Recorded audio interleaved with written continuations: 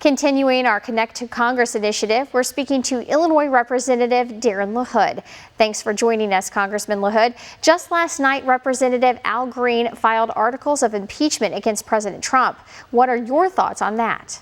Oh, listen, I think the people that are talking about impeachment are people that still can't get over the fact that President Trump won the election. He won the election. He beat Hillary Clinton. That happened 2.5 years ago. The people spoke, and I think the president is doing a good job. You look at the results. We have the best economy we've had in 25 years. We have more people working in this country than ever before. We're regaining our global status in terms of putting America back on top. So I think the president internationally is doing a wonderful job. But again, these are a radical leftist socialist group in the House that don't like the president, and I think that's a reflection of that. Congressman, let's talk border security. Have you seen the camps on the border? And if so, are the conditions as bad as some would have us believe? Well, in a prior life, I was a former federal prosecutor in Nevada. I've prosecuted a lot of immigration cases, sent people back to their country of origin throughout Central and South America. And there is a humanitarian crisis on the border. In the month of May, 150,000 people tried to cross our southern border, the most ever. We're on track to have over 1 million people come illegally to this country. It has to stop. We are a country of laws. We did pass a bill 2 weeks ago in a bipartisan fashion that I supported, over $4 billion to help with more judges, more Border Patrol agents, more resources along the border. We have to stop the flow of migrants and people seeking asylum from coming across our southern border. So I think that's a start, but we have a long ways to go. I'd like to get your thoughts on recreational marijuana becoming legal in the state of Illinois come January. Well, I would not have supported that if I was in the legislature.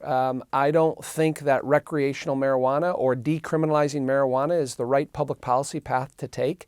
I say that for two reasons. Again, as a former drug prosecutor, I've seen the harmful effects that drugs have on young people in particular. I think marijuana is a gateway drug to harder drugs. The evidence supports that scientifically and otherwise. And additionally, I would just say this, the effect that the high potency marijuana that gets produced has on young people's brains in terms of how their brain functions and how their brain matures, I think is concerning to me and a lot of other people, doctors, and the evidence points to that.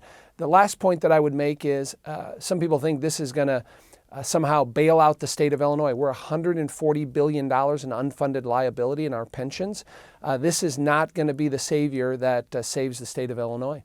And finally, just this week, you and another Illinois representative recently got $35 million for rural broadband access. What is that going to do for everyone in the KHQA viewing area?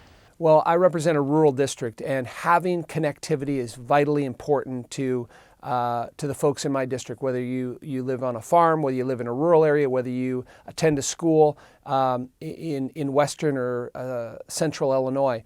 You have to have that. So I was very honored this week that we received a grant for West Central Illinois, $35 million that will help to really bridge that digital divide. That's what we're talking about. And it's hard to believe there are many places still in this country in rural areas where you don't have that connectivity, that you're still using dial-up internet. This money will help go to that, and I give the Trump administration credit for allocating this money. It will go to good use, again, to have that connectivity, make sure people are connected to the world.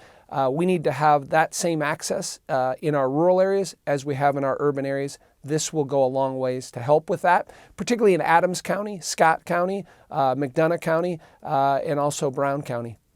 Congressman Darin LaHood, thank you for your time.